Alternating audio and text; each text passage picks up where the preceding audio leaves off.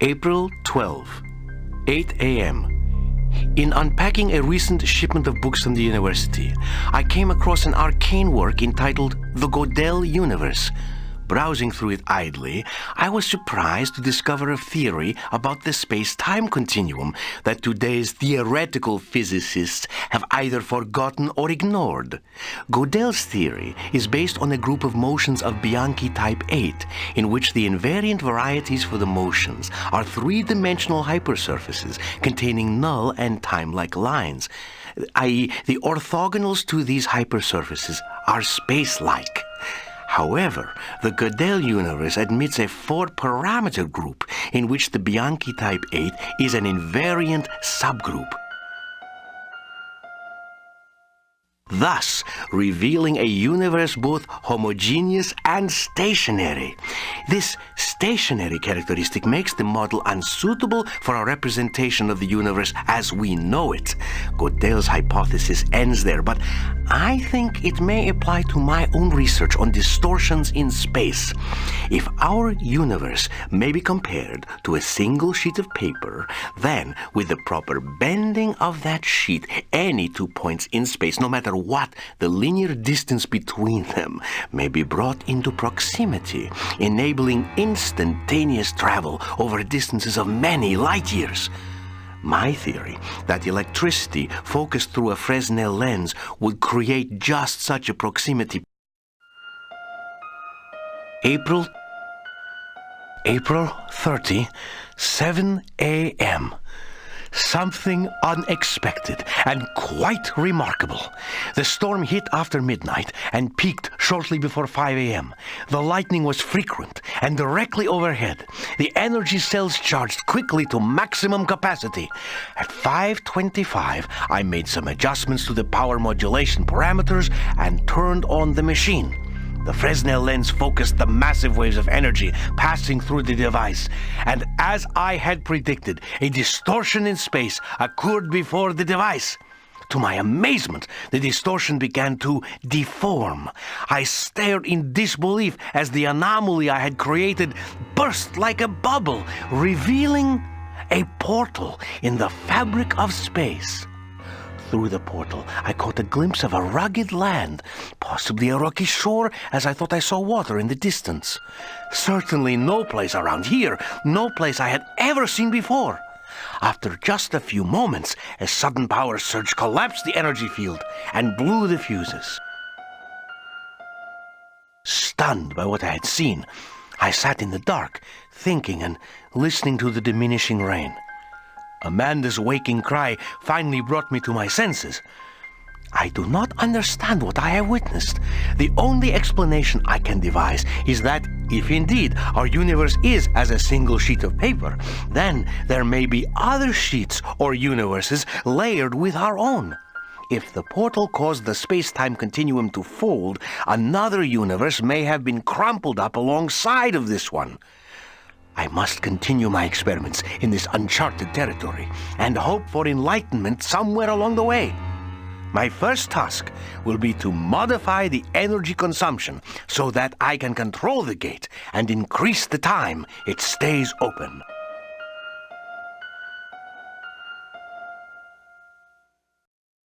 May 2nd, 9 p.m. I have had limited success modulating the power supply, and I am unsure how to stabilize the gate. An hour ago, I programmed the gate to stay open for 6 minutes. It opened and I stepped through. The sensation was strange, but not painful. I felt a strong pulling force, as if my body was stretching like saltwater taffy. The light brightened to an intense glare. My eyes blurred with tears, distorting shapes and colors. Gradually, the pulling subsided and my vision cleared. I found myself standing on the rocky shore I had seen through the portal.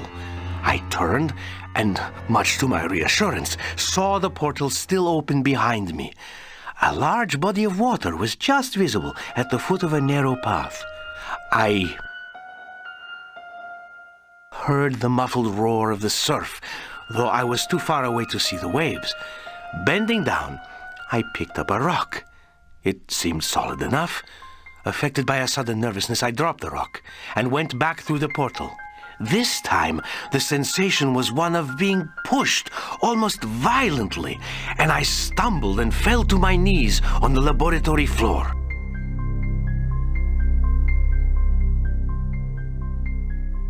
May 11, 3 p.m.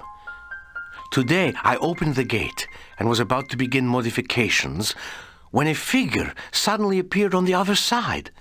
It was bipedal and roughly shaped and sized like a man, though impossibly thin, with long limbs. I was startled and prepared. May 9th.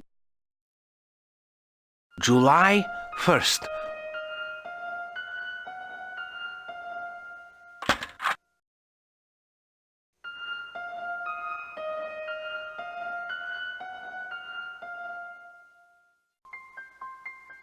July 1st, 4 p.m.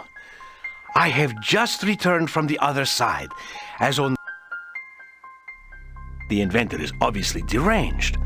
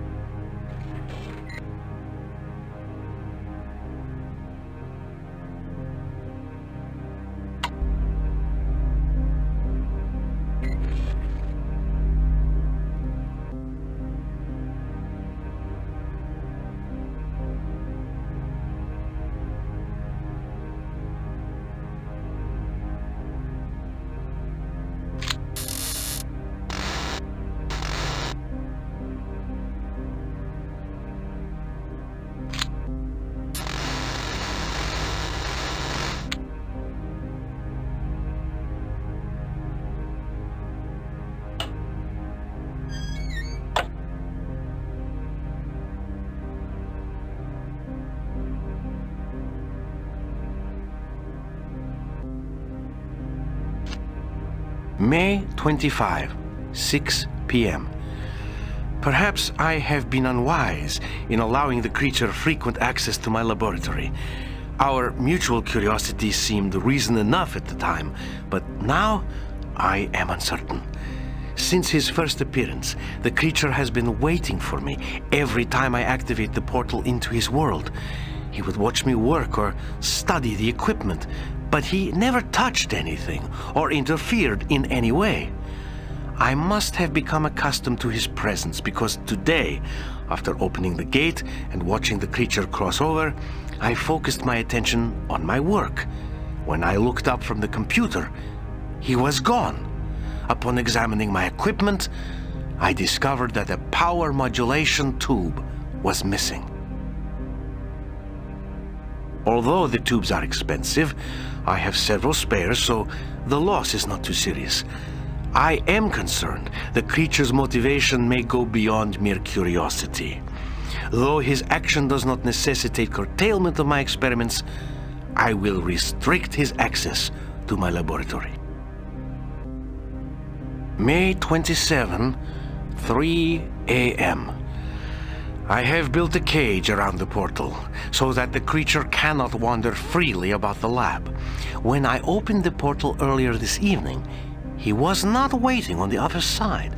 No doubt he realized that I must have learned of his thievery and hesitated to show himself again. I pretended to be absorbed in my work.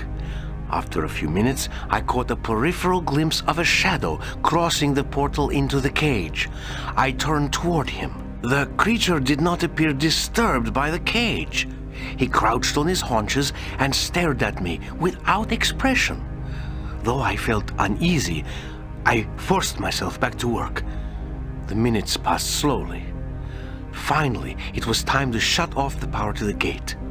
When I reached for the switch, the creature leapt across the portal. Obviously, he understands some of what I do and knew his escape route was threatened. We have been unable to communicate, but I am beginning to think there may be deeper, more devious aspects to his intelligence. June 14, 2 p.m. It has been over a week since I last saw the creature. He has returned less often since I built the cage over the portal. I am continuing my work to stabilize the energy field, thus far without success. Now that I am not constantly watched by the creature, I have a revitalized energy, enabling me to work straight through most nights. Though lack of sleep makes me irritable, a mood that must be contagious, as Mandy is unusually ill-tempered as well. I'm sure our new neighbor must think us both a bit peculiar, though our infrequent exchanges have been pleasant enough. Since Diana's death, I have had little interest in such things as friends. Perhaps that is not entirely healthy, though now I have no time for such thoughts. I digress, probably due to my long hours. Hopefully, soon I will have results to show for my labors. July 7, 11 p.m. A breakthrough. I added a new parameter which eliminated the instability factor. The equation now allows for the possibility of a permanent gateway, stable for an indefinite period of time. I am feeling ill, and I am afraid my lack of sleep is clouding my judgment. The final modifications on the equipment must keep until tomorrow morning. July 7, 2 a.m. My worst fears have come true. The dark being has somehow copied my device and has created its own portal between the worlds. I awoke to the unmistakable electric snap of the portal closing. That thing has been in my lab. It has stolen more equipment and, to my horror, my blueprints for the gate device. I am such a fool. I am preparing to follow it through. I will only have an hour before the gate closes, and I do not know where the creature has gone. I have been so blind, doing nothing while it has schemed to steal my invention. I must stop it. I must destroy its gateway into our world. Oh, dear God, let me be in time.